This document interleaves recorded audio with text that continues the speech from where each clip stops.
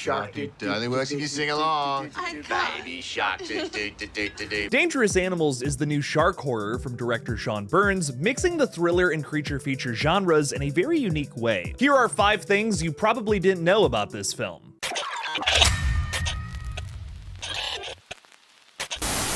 Hey everybody, I'm Killjoy Jake, and instead of having friends, I have horror movies. Before we get into today's list, I just real quick want to put out a big spoiler warning. If you have not seen this film yet, go see it in theaters now. Check it out and come on back. Spoilers ahead, you have been warned. Thing number 1, the scenes in the water were shot during the winter time. I'm cold just thinking about that. Chatting with Bloody Disgusting, Yellowstone's Hossie Harrison says, "It was very cold. I think that was actually one of the most challenging aspects of filming this. We did about 2.5 weeks of night shoots outside in the winter, being in the ocean at 4 in the morning, and then there was that cold snap that hit." Sean very rightly wanted this to feel authentic, and he was like, "There's a stillness in the water that you just can't replicate in those tanks and stuff. I barely had to even act." Those cold dips certainly paid off though, as nearly every scene in the water is intense as That one scene towards the end where Zephyr is just staring a massive bull shark in the eye is absolutely wild. I liked that this film had a focus on shark conservation rather than just trying to turn sharks into mindless people-eating drones. It's just not realistic. And that brings us to our next big point. Thing number 2, director Sean Byrne didn't want to vilify sharks like so many movies in this subgenre have before. This movie's real villain, Tucker, explains that sharks don't really enjoy eating people like how they do in the movies, which is why he has to chum up the water before he tosses his victims overboard. This movie hits on how sharks have associated boats with food because they often chum the waters to get a spectacle out of these creatures. Director Sean Byrne has talked a lot about how it was so important with this movie that Tucker weaponized the sharks and to not portray them as anything other than animals. All of this stuff is true. It's what's happening now in the shark cage diving industry, where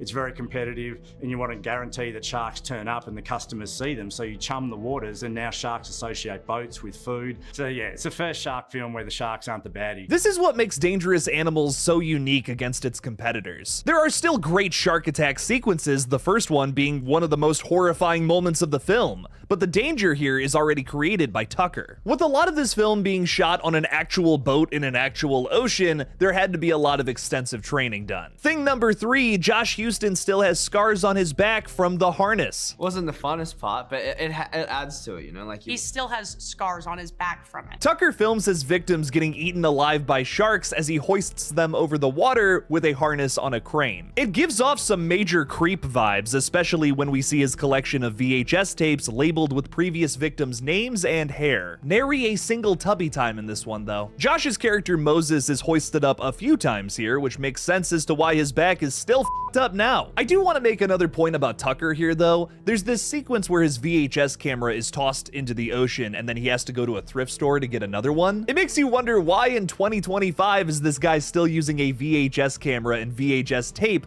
to put all of these things on there? While the film never clearly paints a portrait of what his backstory ultimately is, it seems like there's a lot of unresolved childhood trauma. One of the things we first learn about Tucker is that he survived a shark attack incident as a kid and lived to tell the tale. There's some clues in the film that suggest that around the same time there was something bad happening with his parents that kind of meshed into this one awful thing where he now has to kill people via sharks. It's done in a very subtle way, dispersing clues throughout the entire film. Hossie Harrison also had to do breath training so she could stay underwater for a longer period of time. This helped them to do longer takes over extended durations. That was a cool skill to have. I learned a lot just about, you know, breathing. That on top of the freezing temperatures had to be a nightmare, but wow, was it worth it for the excellent performance we got out of Harrison here. Talking about her character, Harrison said, "She's a woman of few words. She's really shy deep down inside, and she just masks so much pain with a tough exterior. She's a mega badass too, even having to bite off her own thumb at one point to escape. Oh my god." I'm nothing like you. Oh, come on. Don't be like that. That takes us to thing number 4. The thumb scene got squeals and gasps during its Texas premiere. Dangerous Animals premiered on Lake Travis in Texas with a big blow-up screen.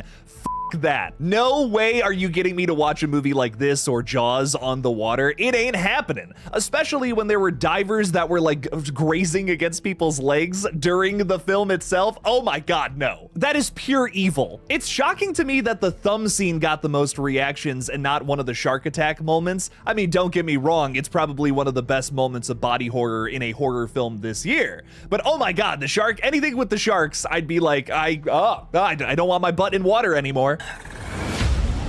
And finally, I feel it's fitting that we end this list with something about the sharks themselves. Thing number 5, obviously a lot of sharks were filmed for the making of this movie, but a shark attack actually happened during the first day of filming stunts for this flick. Before the Texas screening we were talking about earlier, Sean Byrne, Hossie Harrison, and moderator Richard Whitaker introduced the movie with some behind-the-scenes info. Harrison told this story saying, "All right, we're not supposed to tell this story, but one of our stunt guys, while we had actors in the water, got pulled off the back of a jet ski. A bull shark bit his flipper, ripped him into the water, and death rattled him. That was the very first day of doing any of the stunts in the water. I was like, holy crap, I'm in Australia now, baby, let's go." Sean even added that something like that hadn't happened on the Golden Coast for over 40 years. The dude wanted to be an extra. That is insane that that happened on the very first day of shooting, and I'm also glad to report it's the only incident that we know about. Hopefully there weren't any more. Right, places, please.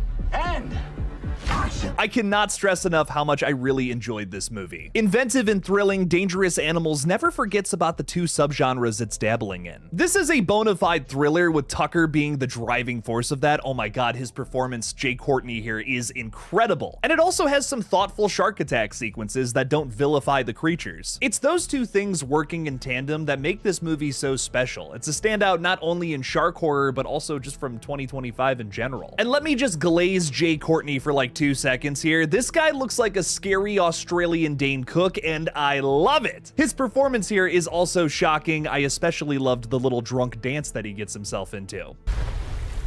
Welcome aboard. This is a top 10 shark movie of all time. Listen, Jaws is always going to be number 1. There's no doubt about that in my mind, but I think this movie could easily take home the bronze medal. Dangerous Animals just hit theaters, so if you haven't seen it yet and I just spoiled it all for you, still go see this one. It's so worth checking out in the theaters. Hey everybody, if you like videos like this, please make sure to subscribe to Killjoy Jake. Our goal this year is to hit 40,000 subs. It would be dope if you could help us out with that. Also, please make sure to check out my gaming channel, GullGotha. We're playing a bunch of horror movie-based games as well as just horror gaming in general. I'm just wrapping up an Alien Isolation video that should be out next week. I'm so excited for you guys to see that. What did you guys think of Dangerous Animals though? Let me know down in the comments below. Thank you all again for watching. Please subscribe, and as always, don't forget to kill it out there, y'all.